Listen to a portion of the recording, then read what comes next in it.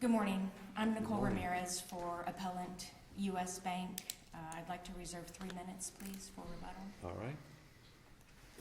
May it please the court, we'll keep with the theme of mortgage foreclosure here this morning. The bank is the appellant in this case, seeking reversal of the granting of the borrower's summary judgment, which also dismissed the action, especially given the fact that the borrowers did file an answer and did not raise the issues that we'll be discussing in the affidavit. The bank seeks reversal of the granting of the summary judgment based on the affidavit that was submitted by the borrower being insufficient evidence, not competent evidence to even shift the burden to the bank.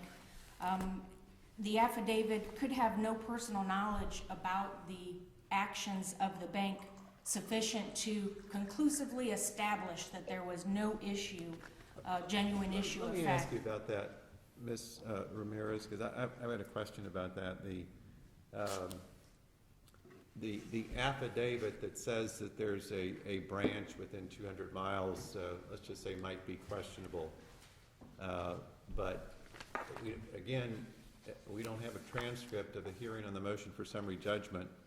And in the stipulated statement of what occurred, I don't see anything that says that you challenge the sufficiency of that affidavit before the trial court at the hearing on the motion for summary judgment. So how do we get around that problem?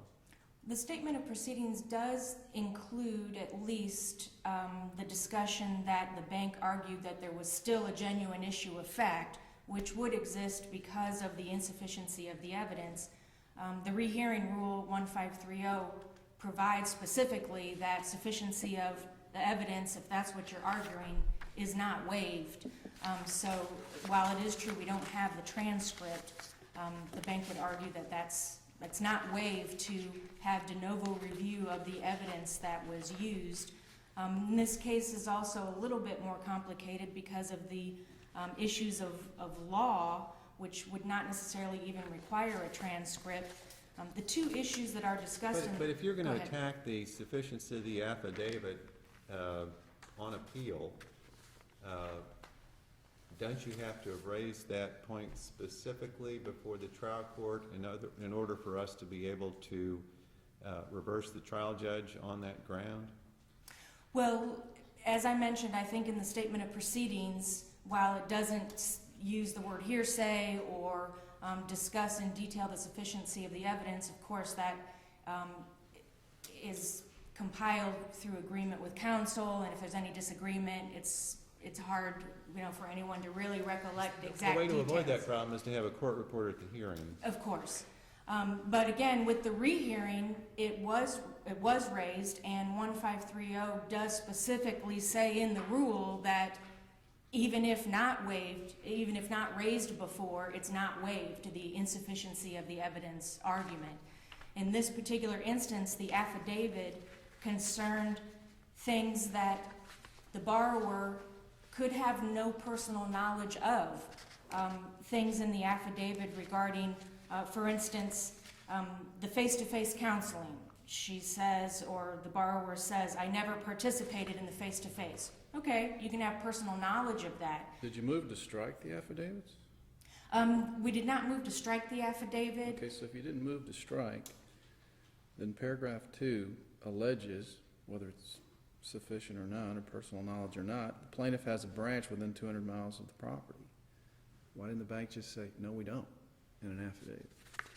And then, paragraph 4, the plaintiff does admit, I have not yet initiated discovery. And we all know if there's an argument that discovery is incomplete, summary judgment cannot be granted.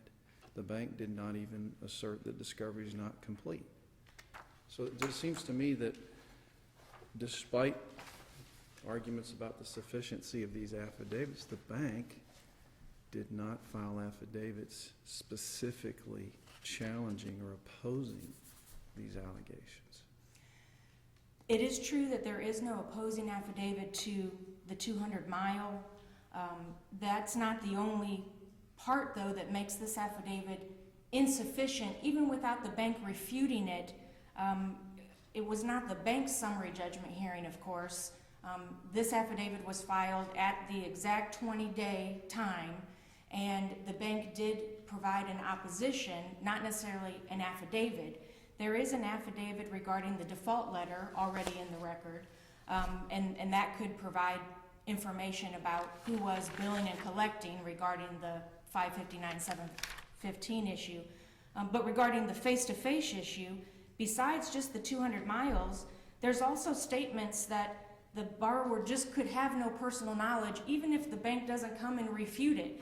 Just like in paragraph 4, where it says, I don't think they have standing either. Well, we can file an affidavit saying, yeah, we do have standing, but we weren't there with our proofs to prove our case at that time. We're opposing this.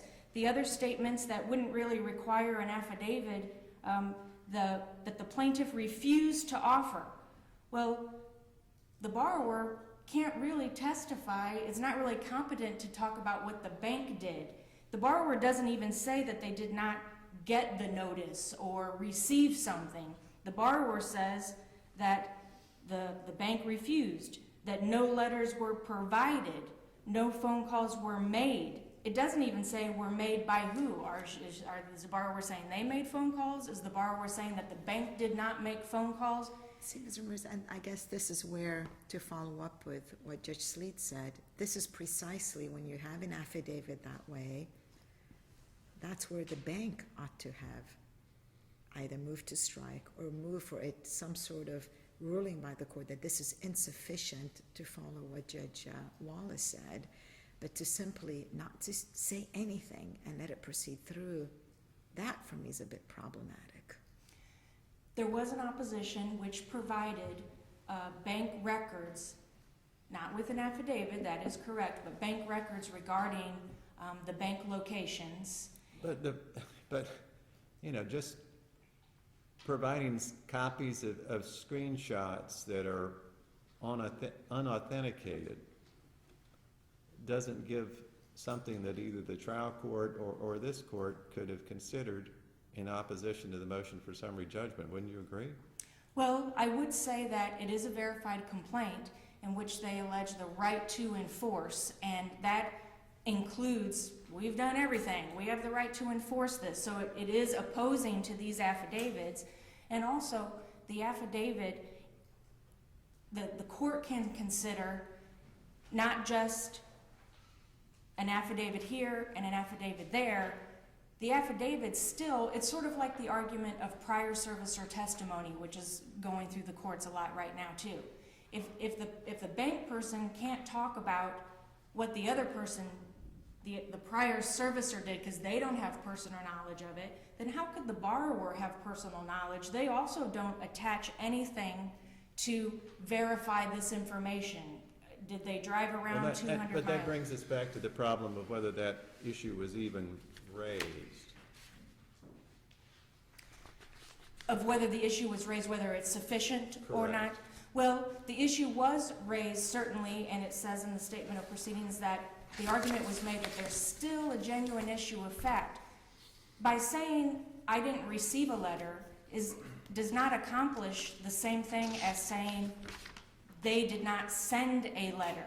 The bank would have to prove, and this is an FHA mortgage, but just, all the notices, it's always required for the bank to show that they sent the letter. It's rare instances that there's anything, it might depend on some specific language in a contract, but by and large, the bank does not have to show that they received the letter. With the face, go ahead. Everything that you're saying is great. If only they would have said all that below. And that's the problem that we're having.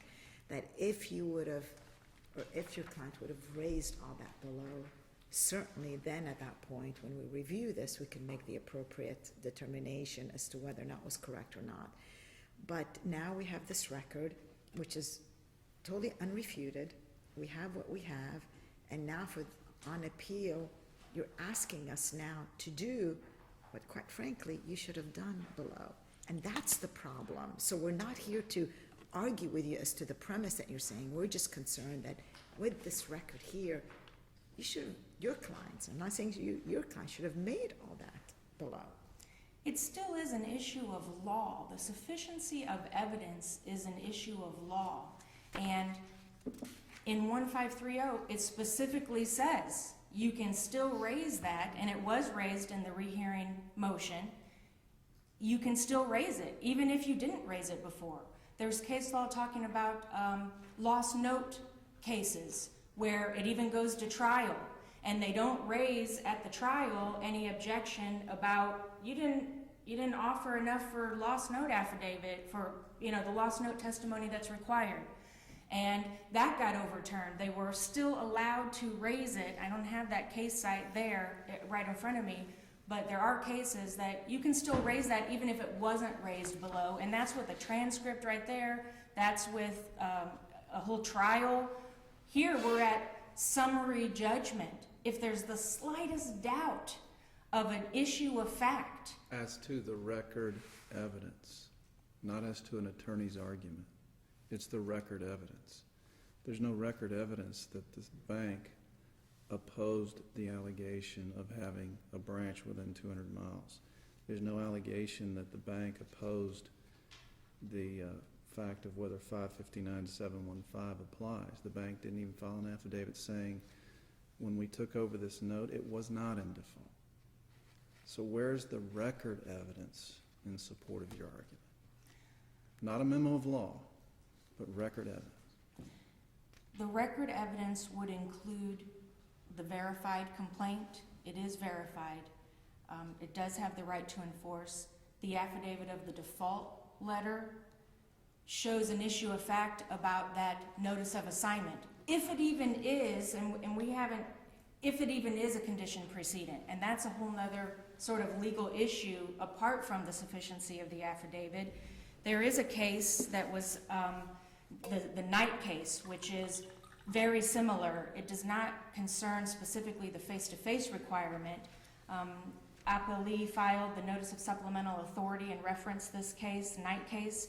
In that case specifically, the borrower's summary judgment was granted and it was reversed because there were disputed issues of fact. Now, in this case, the bank did file answers to interrogatories, so it would sure make our argument here today a lot stronger if we had something like that. I fully recognize that.